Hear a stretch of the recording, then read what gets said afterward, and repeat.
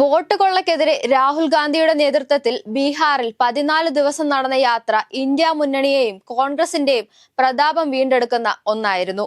ബീഹാറിലെ 13 നഗരങ്ങളിലൂടെ 1300 കിലോമീറ്ററാണ് വോട്ടർ അധികാർ യാത്ര നടന്നത്. ആ യാത്രയുടെ വിജയത്തിൽ നിന്ന് ആവേശഭരിതരായ കോൺഗ്രസ് പാർട്ടി വരാനിരിക്കുന്ന നിയമസഭാ തെരഞ്ഞെടുപ്പിൽ മത്സരിക്കാൻ കഴിഞ്ഞ 2020 തിരഞ്ഞെടുപ്പിനേക്കാൾ കൂടുതൽ സീറ്റുകൾ ആവശ്യപ്പെടുന്നുണ്ടെന്നാണ് സൂചന.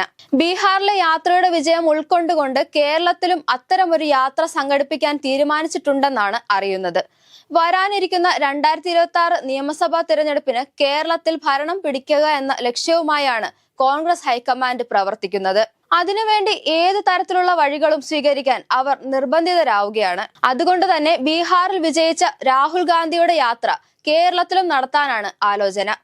14 ജില്ലകളിലൂടെയും കടന്നു പോകുന്ന യാത്രയിൽ രാഹുൽ ഗാന്ധിക്കൊപ്പം വയനാട് MP പ്രിയങ്ക ഗാന്ധിയും ഉണ്ടാകുമെന്നാണ് വിവരം. എന്നാൽ ഇത്തരമൊരു യാത്ര നടത്താൻ ധാരണ ആയതാണ് കോൺഗ്രസ് വൃത്തങ്ങൾ നൽകുന്ന വിവരം. മുൻപ് രാഹുൽ ഗാന്ധിയുടെ തന്നെ ഭാരത് ജോഡോ യാത്രയ്ക്ക് കേരളത്തിൽ വലിയ സ്വീകാര്യതയാണ് ലഭിച്ചത്. അതുകൊണ്ട് തന്നെ ഇപ്പോൾ നടത്താൻ തീരുമാനിച്ചിരിക്കുന്ന ഈ ബീഹാർ മോഡൽ യാത്ര കേരളത്തിലെ UDFന് മികച്ച നേട്ടമുണ്ടാക്കാൻ കഴിയുമെന്നാണ് വിലയിരുത്തുന്നത്. കോൺഗ്രസ് മുഖ്യമന്ത്രിമാരും പാർട്ടിയുടെ ദേശീയ നേതാക്കളും ഈ യാത്രയുടെ താരപ്രചാരകമായി മാറും. രാഹുൽ മാങ്കൂട്ടത്തിനെതിരെ ഉയർന്നു വന്ന ലൈംഗിക ആരോപണങ്ങൾ കോൺഗ്രസ് പാർട്ടിക്ക് കനത്ത ആഘാതമുണ്ടാക്കിയെങ്കിലും അതിനെയെല്ലാം മറികടക്കാനുള്ള മാർഗമായി കൂടെയാണ് രാഹുൽ ഗാന്ധിയും പ്രിയങ്ക ഗാന്ധിയും നടത്തുന്ന ഈ യാത്രയെ കാണുന്നത്. തിരഞ്ഞെടുപ്പ് മുന്നൊരുക്കങ്ങളുടെ ഭാഗമായി കേരളത്തിന്റെ ചുമതലയുള്ള AICC general secretary Deepa Das Munshi തിരുവനന്തപുരത്തും കൊച്ചിയിലും വീട് വാടകയ്ക്കെടുത്തു. തിരുവനന്തപുരത്ത് ഇന്ദിരാഭവനിൽ നിന്ന് 1.5 കിലോമീറ്റർ അകലെ മരുതംകുഴിയിലാണ് ഈ വാടക വീടുള്ളത്.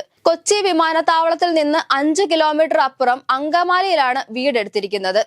മലബാറിൽ താമസിച്ച് പ്രവർത്തിക്കുന്നതിനായി കോഴിക്കോടും വാടക വീട് നോക്കുന്നുണ്ടെന്നാണ് വിവരം.